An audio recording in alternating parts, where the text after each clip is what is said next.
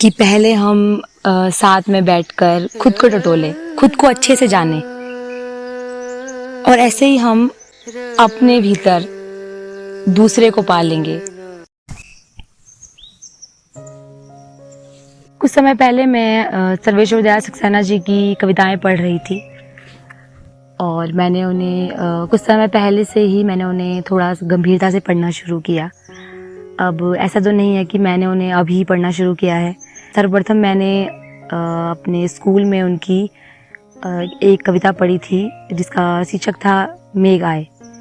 उसकी पंक्तियाँ कुछ इस तरह थी कि मेघ आए बड़े बंठन के सवर के, नाचती गाती आगे आगे नाचती गाती बयार चली, ऐसा करके कुछ पंक्तियाँ थी उसकी। तो फिर मैंने उनकी बहुत सी कविताएं पढ़ी हैं। 2 कविताओं का मैंने यहाँ पर काव्य पाठ किया है। लेकिन कुछ दिनों पहले मुझे उनकी एक ऐसी प्रेम कविता मिली जो कविता मुझे बहुत पसंद आई, मतलब बहुत ज़्यादा पसंद आई। मेरे हृदय को छू गई वो कविता। तो मैं आपको भी, मुझे लगा कि ये, और वो एक प्रेम कविता है, तो मुझे लगा कि वह कविता आप लोगों से व्यक्त करनी चाहिए। उसके पीछे जो गहरा अर्थ है, जो मुझे अर्थ समझ में आया, जो गहरा अर्थ मुझे लगा उस कविता का, वो अर्थ भी मैं आपको बताऊंगी यहाँ पर। उनकी प्रेम कविताएं बहुत अच्छी होती हैं, बहुत गहरी होती हैं। वो छोटी पंक्ति में बहुत बड़ी बात कह लेते हैं। जैसे कि आप मेरे चैनल पर देखेंगे उनकी कविता तुम्हारे साथ रहकर, तो उसमें बहुत सामान्य सी पंक्ति है, पर उसमें काफ़ी गहरी बात उन्होंने बोली है।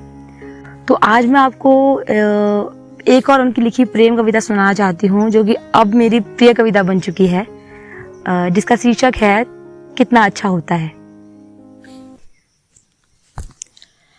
कितना अच्छा होता है एक दूसरे को बिना जाने पास पास होना, और उस संगीत को सुनना जो धमनियों में बसता है, उन रंगों में नहा जाना जो बहुत गहरे चढ़ते उतरते हैं। शब्दों की खोज शुरू होते ही हम एक दूसरे को खोने लगते हैं, और उनके पकड़ में आते ही एक दूसरे के हाथों से मछली की तरफ फिसल जाते हैं। हर जानकारी में बहुत गहरे ऊब का एक पतला धागा छिपा होता है। कुछ भी ठीक से जान लेना खुद से दुश्मनी ठान लेना है। कितना अच्छा होता है एक दूसरे के पास बैठ खुद को टटोलना और अपने ही भीतर दूसरे को पा लेना।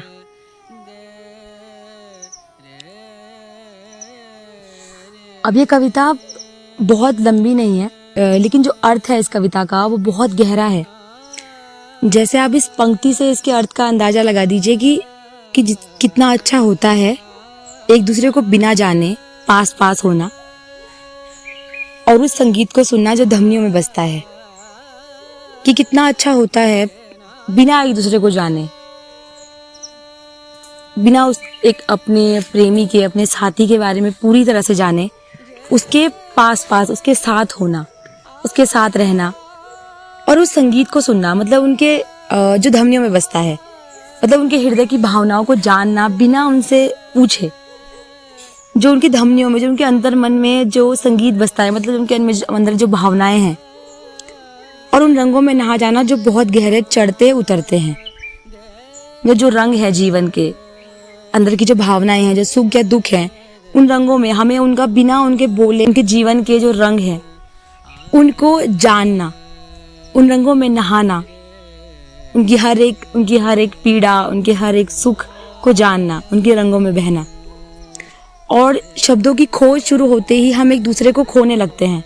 कि जैसे ही एक दूसरे के बारे में हम बात करके और जानना चाहते हैं, वैसे एक दूसरे को खोने लगते हैं। खोने से ये तात्पर्य हो सकता है कवि का कि जो रिश्ते की जो सहजता होती है, मतलब कि एक उत्सुकता, उसके सामने वाले की, अपने साथी के बारे में जानने की उत्सुकता, वैसे ही जैसे हम बात करने लगते हैं तो वो उत्सुकता खत्म होने लगती है। धीरे धीरे रिश्ते की सहजता धीरे धीरे करके समाप्त होने लगती है, और उनके पकड़ में आते ही, शब्दों के पकड़ में आते ही एक दूसरे के हाथों से मछली की तरफ फिसल जाते हैं। मतलब जो आपसी जो संबंध है, जो एक उत्सुकता का संबंध है, एक मन में एक प्रश्न है जो एक दूसरे के संबंधित, वो वैसे ही मछली की तरह हाथों से फिसल गए। हर जानकारी में बहुत गहरे ऊब का एक पतला धागा छिपा होता है। अब ऊब का मतलब होता है कि बोर होना। तो जो भी जानकारी सामने वाले से हमें उसके बारे में मिली, बिना हमारे क्वेश्चन मतलब बिना हमारे उनसे पूछ के जानने में उनके बारे में पूरी तरह हम जान गए। वैसे ही ऊब का एक पतला धागा हर जानकारी में छिपा होता है। मतलब वैसे वैसे हमारी जो रिश्ता है हमारे बीच, उसके बीच एक ऊब आने लगता है, हम बोर होने लगते हैं। मतलब कि अब बोरियत से ये मतलब है, बोरियत से ये मतलब नहीं है कि रिश्ते में बोर होना, पर एक सहजता का समाप्त होना, एक उत्सुकता का समाप्त होना। पूरी कविता इसी बारे में है कि कुछ भी ठीक से जान लेना, खुद से दुश्मनी ठान लेना है ऊब की वजह से।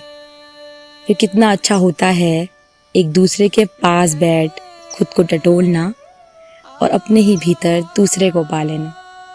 कि पहले हम साथ में बैठकर खुद को टटोले, खुद को अच्छे से जाने, और ऐसे ही हम अपने भीतर दूसरे को पा लेंगे, दूसरे के व्यक्तित्व को अपने भीतर पा लेंगे, खुद के व्यक्तित्व को उनके भीतर पा लेंगे। पहले स्वयं को जाने अच्छे से, फिर दूसरे को जानने की कोशिश करें, सिर्फ शब्दों से नहीं, भावनाओं से भी, संवेदना से भी। तो इस कविता का जो अर्थ मुझे लगा कि ज़रूरी नहीं हम अपने साथी को एक जिद हो हमारे मन में पूरी तरह जानने की और शब्दों से ही जानने की, ज़रूरी नहीं। हम उन्हें जान सकते हैं अपने मन की भावनाओं से। हम कोशिश कर सकते हैं खुद से उन्हें जानने की, सिर्फ शब्दों से नहीं, भावनाओं से भी। अब बहुत से लोगों के लिए कविता शायद कोई मायने ना रखे और शायद उतना गहरा अर्थ ना रखे, और मैंने एक कोशिश किया यहाँ पर अपनी तरफ से जो मुझे अर्थ लगा उसे समझाने की। बाकी मैंने ये कविता अभी कुछ एक हफ्ते पहले कविता पढ़ी थी, तो मुझे ये अर्थ लगा, तो मैंने वही यहाँ पर समझाया है आपको। कभी अगर मैं इस अर्थ को और गहराई से जान पाऊँ तो मैं फिर से एक बार फिर से इस कविता पर एक वीडियो बनाने की कोशिश ज़रूर करूँगी। फ़िलहाल अगर आप में से कोई इस कविता का और अच्छा अर्थ बता सकता है तो ज़रूर कमेंट करिएगा, क्योंकि मुझे जानना है इसका अर्थ। मुझे सचमुच ये कविता बहुत पसंद आई है। और तो फिर मिलते हैं अपनी किसी दूसरी वीडियो में। तब तक के लिए आप पढ़ते रहिए, मुस्कुराते रहिए।